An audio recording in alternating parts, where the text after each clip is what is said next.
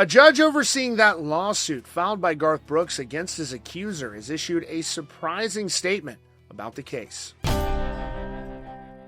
Today we're diving into the ongoing legal battle between Garth Brooks and his former hairdresser that's been making headlines since last fall. And now we have a brand new update from the judge overseeing one of the cases who made a surprising statement. Back in September, Brooks filed a lawsuit in U.S. District Court for the Southern District of Mississippi against his former hairdresser, identified in court documents only as Jane Roe. The lawsuit was filed to prevent her from going public with allegations against him. Brooks claimed in his filing that he was the victim of a shakedown after he rejected Roe's request for salaried employment and medical benefits. He initially sought tort claims, monetary damages, and a declaratory relief, later amending his complaint to seek only damages. Now, weeks after Brooks filed his lawsuit on October 3rd, Roe filed her own complaint in California State Court. According to court documents, she alleges that on one occasion, while she was at Brooks' house to style his hair and do his makeup, he walked out of the shower naked and forced her to touch him inappropriately. She also claims that during a trip to Los Angeles for a Grammy program, Brooks booked a hotel suite for one bed for both of them, and she alleges that he assaulted her during this trip. Court records reveal that Brooks and Roe had been in settlement talks for months before any lawsuits were filed. Roe's attorneys claim that Brooks only filed his lawsuit after failing to meet a deadline to agree to a settlement, calling it a bad faith sham action meant to deny her access to California's anti-SLAPP statute, which Mississippi does not have.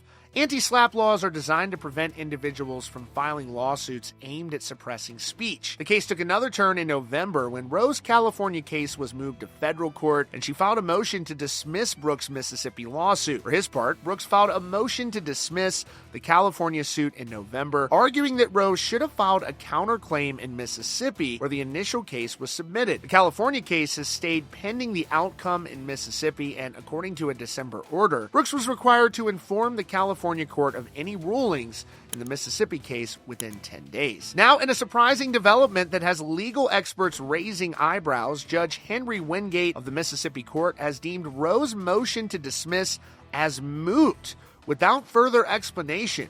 For those unfamiliar with legal terminologies, when a judge calls something moot, it essentially means the issue is no longer relevant. What makes this statement particularly unusual is that judges typically provide detailed opinions when making significant decisions in high-profile cases. By declaring the motion moot without explanation, Judge Wingate has left both parties in a state of uncertainty about the status of the case. Now, legal observers are questioning what this means for both lawsuits. If the Mississippi case is effectively ended by this declaration, it could have unpredictable effects on the California case. As of now, there's no indication as to whether or not Brooks has notified the California court of this development. To be clear, this could be a significant development, with many wondering if this means they could have reached some sort of a settlement. So with all of that in mind, there's likely to be more to come in the future. Let us know what you think down in the comments.